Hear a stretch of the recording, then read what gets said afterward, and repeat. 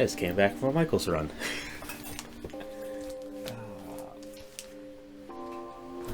Yeah, as of recording right now, I think TNT Cosplay is out of their EVA supply and they're waiting on a shipment. So I wanted to be able to work on some stuff tonight after recording. So thankfully Michael's has me covered. Our Joanne's used to, but Joanne decided to stop supplying the Yayahan EVA foam. Okay, so last episode I said that I was going to be covering the legs and arms. Backtracking on that a little bit, the next episode I'm going to do the entire arms all together, so that'll be shoulders, upper arms, gauntlets, all that. So what will we be talking about today then? We're going to cover the legs and the midsection. I don't have any long on rambling intro like the last two episodes, so we're going to dive right into it. Alright, so unlike the shoes and the boots, the upper legs are the first piece that's I had to make a template for the entire way around. Oh, hi Sable. Uh-oh. This episode is sponsored by Cute Cats. You here for the whole episode, or are you just here for pets? We'll see.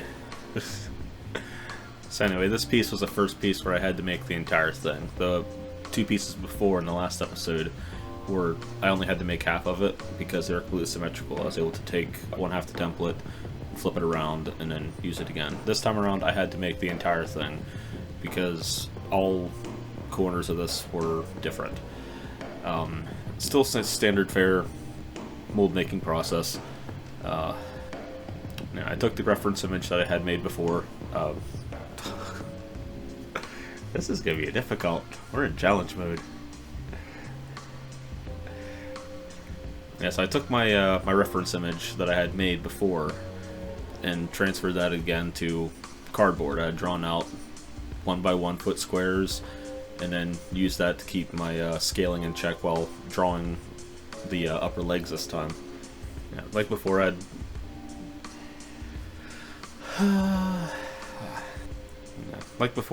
I drew out both my profile shots, front and side, except this time I did the entire, both front and sides. I didn't have to split anything down the middle except one of them, so I could tape it to both sides. And then from there, it just became a matter of filling in all the extra space and building the form. Like I said before, it doesn't require, requires a little bit of guesswork, but as long as you have a reference image, you can kind of figure it all out. And for the most part, it's just rounding out from one corner to the other, just filling in pieces. Using as much scrap stuff as you can just to get a whole 3D model of the thing made.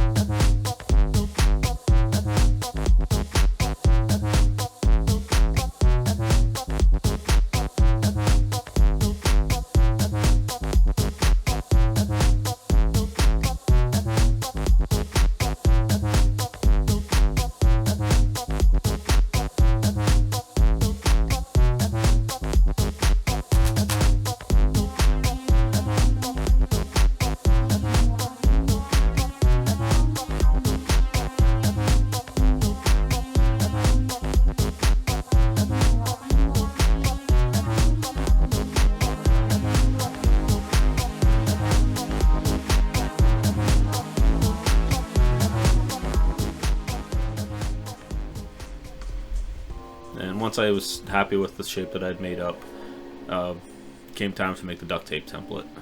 A few layers of plastic wrap, and then 1 or 2 layers of duct tape, followed by outlining the edges of the actual leg piece, like the openings and stuff, with a Sharpie. Yeah, this time around I couldn't cut the template free from the mold like I did before, where I could just cut from the back and then pull the whole thing off. So what I did was I knew I was going to have to make it all in several pieces. In this case, 2 pieces, both an inner and outer. So I had drawn both the front and back lines where those 2 pieces would connect first, and that's where I was going to cut. I made the decision to make the lines for it both on the inside and outside center. The inside of the thigh will never be seen by anybody, and then the outside thigh is going to get covered up by plating on the leg piece. So even if I don't do a good job at covering up the seams, that line will never be seen. So always think ahead. Yeah. Once I had all that drawn on, it became easy to take it off. I just cut along one of those lines, took it out, cut the 2 separate, so I had both the front and back piece, and then I had to lay those templates down flat. So just like before, I found the high points, I cut a line through them until they started laying flat. Once the template was laying down flat, then it was able to be transferred to sheet foam. Yeah, this time around, you'll start noticing in these videos that I start using a lot of Harbor Freight foam. What happened was I had ran out of my thick foam, and Harbor Freight floor mat foam is insanely cheap, and I went that option. Mostly it's going to be in the like the thighs and the gauntlets and upper arms, mostly like the more hidden things that aren't going to be seen so much. Not like the quality of Harbor Freight foam's that bad, it's just it's cheaper, and I don't know. But once I had traced the template onto the foam, all 4 pieces, front, back, and then flip them upside down for front and back on the other leg, I cut everything out. I definitely made sure to keep my blade as sharp as possible. Every couple cuts, I resharpened my blade on my knife sharpener. I've always noticed this, that Harbor Freight foam loves to eat up your blades a lot faster. I'm not entirely sure why, but it's definitely a thing. It might be, I think their foam is a little more porous, while your regular craft foam is a lot more solid. Something about that really roughs up your blades.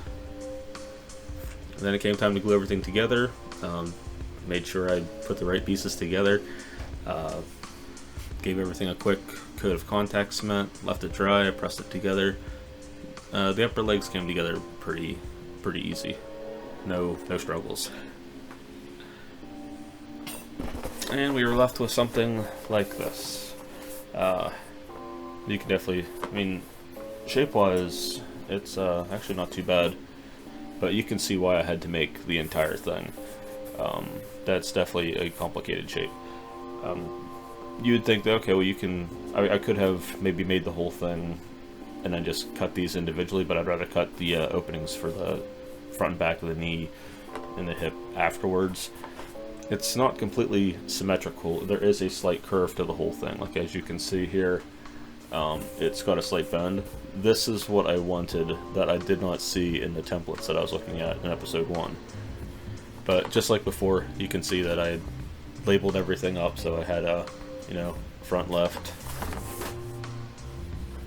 back left, and then the other leg was, you know, the reversed template, so it was, you know, it would have been a front R, back R for front right, back right. Another point of interest, I didn't mention this in the last episode, but I have been keeping all of these. In the off chance during this process something goes horribly wrong and I need to make another piece or something, I still have the entire shape that I had made. On top of that, I also still have the templates. They are a bit of a mess, but they're there, and I can do what I need to get them up and functioning again in the off chance I do have to use them again. I will not throw these out until I know for sure I do not need them anymore. I've always been very bad about not saving my templates in the past, and it's come to bite me in the ass later.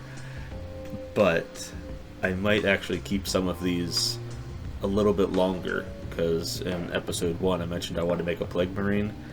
I could probably use some of these for that template process, so I'm probably going to save these. I mean, they are making a nice little pile in the corner. Eventually I'm going to have to throw the cardboard stuff out, but I'll see how I feel about the actual templates later. Okay, so legs done. Time for the midsection. Process for this started out super easy. I started out by taking a large roll of sheet foam and wrapping it as tight around my waist as I could. And from there, then I had marked where they had connected, found an even straight line, and then cut it that way, and then just glued it into a tube. Once I did that, I kind of found where I wanted it at my waist, and then I tried it with the chest on to make sure it would slide on, and it did. And then I outlined the base of the chest where I wanted it with a Sharpie, so I could get an idea of how much excess I could cut, like up around in the armpits and stuff. I was able to cut a lot out in terms of what I wanted, and it actually gave me a lot of mobility, a lot more than I was expecting actually. Originally I did want to make it more of an hourglass shape, that way I had a little bit more range, but like I said, because of how much I was able to cut underneath the chest, it ended up actually coming to about the base of my ribs, and that gave me all the mobility left and right that I really needed, so it was unnecessary. Plus I kind of figured the sides of the hips, you're only going to see maybe 2 inches of it, give or take, with the chest on, so it would have been a waste of effort to try and actually shape that out, so I just made it a complete cylinder, and everything else, it's such a non-issue that it would have been a waste of time to make more detailed. Both the stomach and back plates were both designed with just some scrap paper. I kind of figured out where I wanted that center to be based on my outline of the chest, and I kind of drew it out on Sharpie first on the actual cylinder. I figured this would also kind of help cover up the glued mark down the center where I had put the whole roll together. I made sure I also beveled out those templates as well to kind of give them a little bit of like depth and definition. Otherwise, that way they're not completely flat.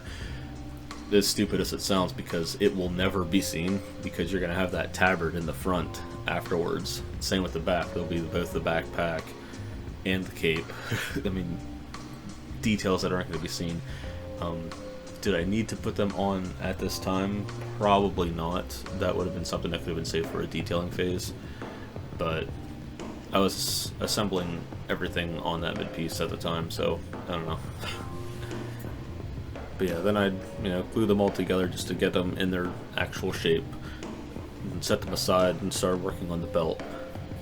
So the belt on the midsection isn't really going to be seen on the Black Templar, because if you look at the reference image of the actual figurine, they have these giant leather belts on the outside, but underneath they still do have the basic Space Marine outfit, Mark 10 armor, belt, midsection stuff. So I built that so it could also be a good mounting point for both the hip plates and the back plate and all that stuff. But yeah, making the belt was super easy. I just took another large sheet of sheet foam, cut out the actual length I wanted for the belt, ran that around, and I just glued it the whole way around of the midsection. Yeah, and so when it came time to glue everything on, I made sure that I glued all the pieces on while I was wearing it, because I wanted all that to kind of reinforce the oval shape that the midsection would have. Otherwise it might have ended up turning into a full circle, and I wanted to be more oval. So I put it on first, and then I started gluing all the pieces on while it was on me. That way it kind of held some tension, to hold everything together. To hold everything into its shape, I mean.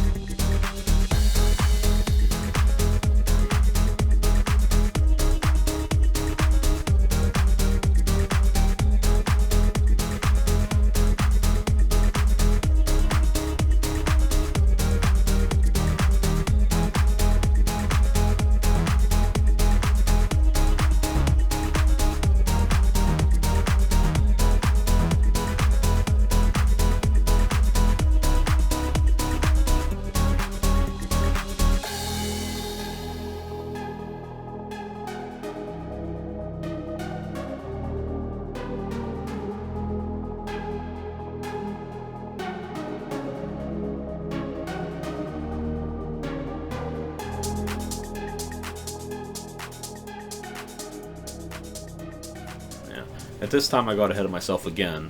I started measuring out where I wanted the clips to be for the upper legs onto the actual belt.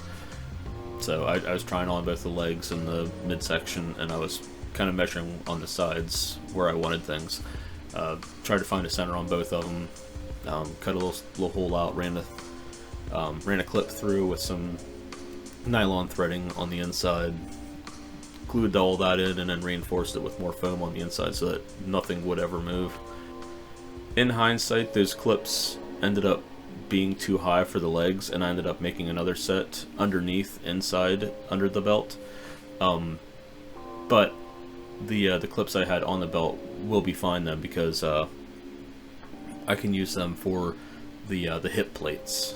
You know, they'll be a great spot for them to mount. I can just use like that elastic kind of Velcro that can run through the actual loop and then back into the back of the plate, and that'll allow it to flap as much as I want. Put it on beforehand before sliding things on.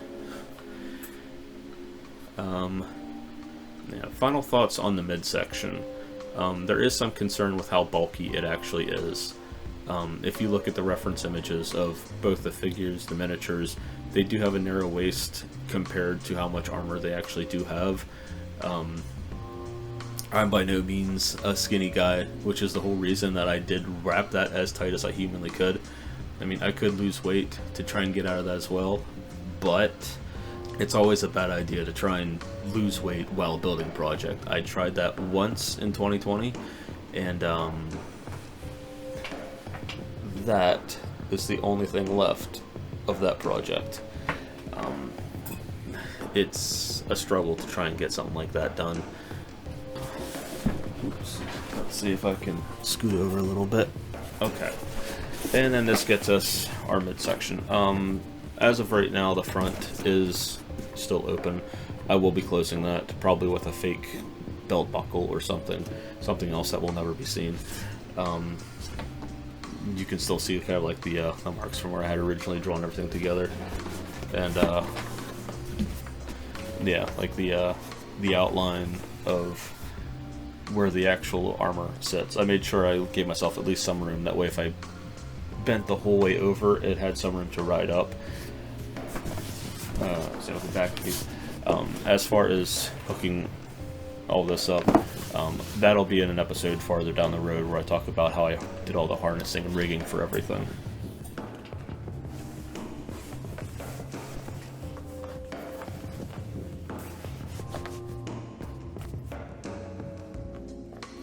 Kind of looks like a Ninja Turtle midsection. Alright, so we'll cut this episode short here. I don't want to make this too long and boring. Boring enough as it is. But, yeah, that's the midsection. Well, midsection and the legs, I guess. Next episode will be the arms. I'll cover everything: the pauldrons, shoulders, upper arms, and gauntlets. Haven't done the hands yet because I am still debating how to go about that. I'll get into that in that episode though. So, till then,